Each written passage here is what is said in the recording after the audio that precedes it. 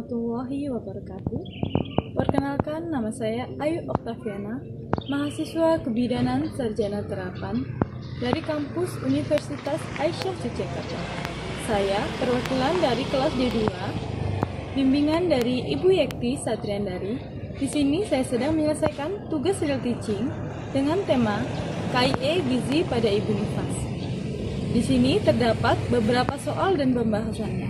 Silakan disimak videonya. Soal nomor 1.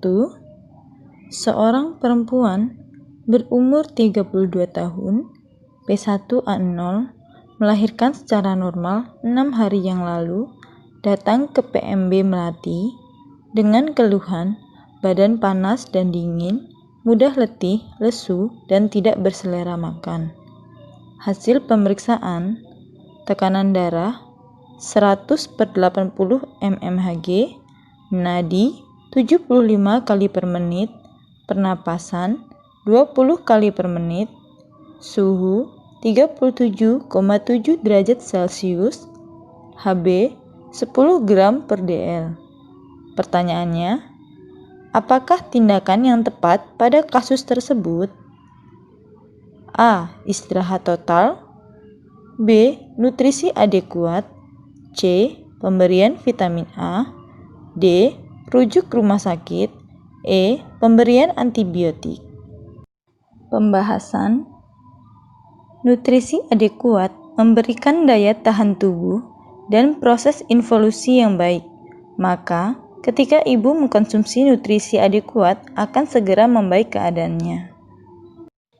Soal nomor 2. Seorang perempuan umur 25 tahun, P1A0, melahirkan secara normal 3 hari yang lalu, kemudian datang ke PMB Mawar dengan keluhan lemah, letih, lesu. Hasil anamnesis, tidak boleh makan yang amis-amis oleh keluarga. Hasil pemeriksaan, tekanan darah 100/80 mmHg, nadi 78 kali per menit, pernapasan 22 kali per menit, lochia rubra, konjungtiva pucat, Hb 10,5 gram per dl. Pertanyaannya, apakah konseling yang tepat pada kasus tersebut? A. Konseling vitamin A. B. Konseling gizi ibu nifas. C. Konseling perawatan perineum. D. Konseling pencegahan postpartum blues. E. Konseling keluarga berencana secara dini. Pembahasan. Gizi pada ibu nifas adalah makanan yang harus dikonsumsi pada masa nifas, harus seimbang, bergizi, dan cukup energi.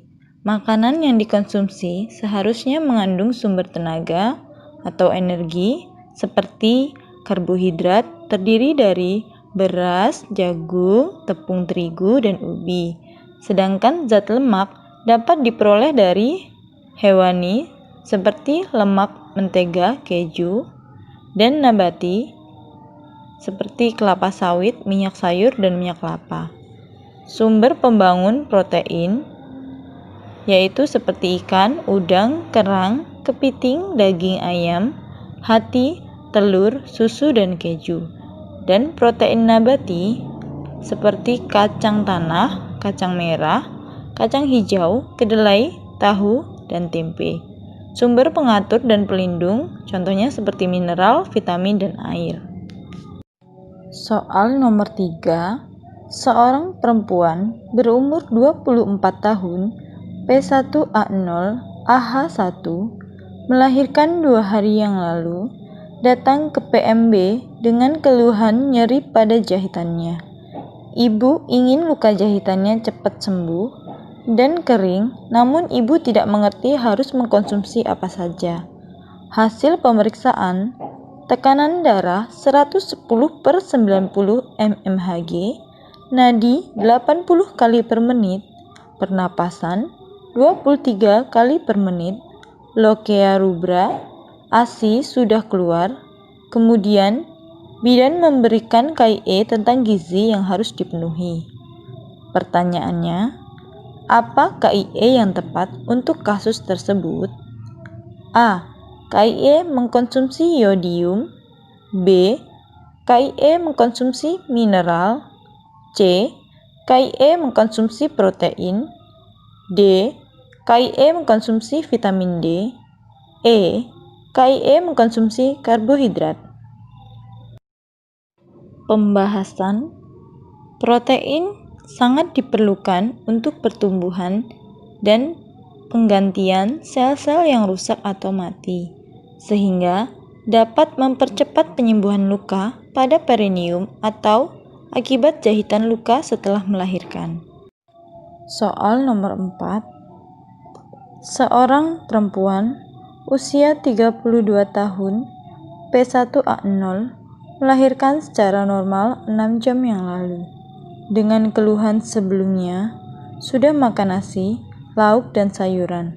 Namun, ibu mengeluh masih lemas dan sering mengantuk. Hasil pemeriksaan, tekanan darah 100/80 mmHg, nadi 80 kali per menit, pernapasan 23 kali per menit, lokia rubra, Hb 9,8 gram per dl. Pertanyaannya, apa suplemen yang dapat memenuhi kebutuhan ibu? A. Protein dan mineral. B. Vitamin A dan tablet Fe. C. Zinc dan vitamin C. D. Zat besi dan karbohidrat. E. Karbohidrat dan mineral. Pembahasan. Manfaat vitamin A untuk ibu nifas adalah untuk memperoleh kualitas ASI, sehingga dapat meningkatkan sistem kekebalan tubuh dan mempercepat proses pemulihan setelah melahirkan. Tambahan Fe, zat besi, sangat penting dalam masa menyusui karena dibutuhkan untuk kenaikan sirkulasi darah dan sel, serta menambah sel darah merah Hb, sehingga daya angkut oksigen mencukupi kebutuhan. Sumber zat besi antara lain seperti kuning telur, hati, daging, kerang, ikan, kacang-kacangan, dan sayuran hijau. Soal nomor 5. Seorang perempuan umur 28 tahun, P1A0, melahirkan 3 hari yang lalu di PMB Anggrek. Ibu dengan keluhan nafsu makannya berkurang. Dari hasil pemeriksaan fisik, didapatkan hasil tekanan darah 100/80 mmHg, nadi 80 kali per menit, pernapasan 23 kali per menit, lokia rubra, Hb 10,8 gram per dl. Pertanyaannya, apakah tindakan yang harus diberikan bidan? A. Memberi vitamin A. B. Memberi vitamin D. C. Memberi vitamin B3. D. Memberi vitamin B1. E. Memberi vitamin B12. Pembahasan. Vitamin B1 atau tiamin dibutuhkan agar kerja saraf dan jantung normal, membantu metabolisme karbohidrat secara tepat oleh tubuh, nafsu makan yang lebih baik, membantu proses pencernaan makanan, meningkatkan pertahanan tubuh terhadap infeksi, dan mengurangi kelelahan.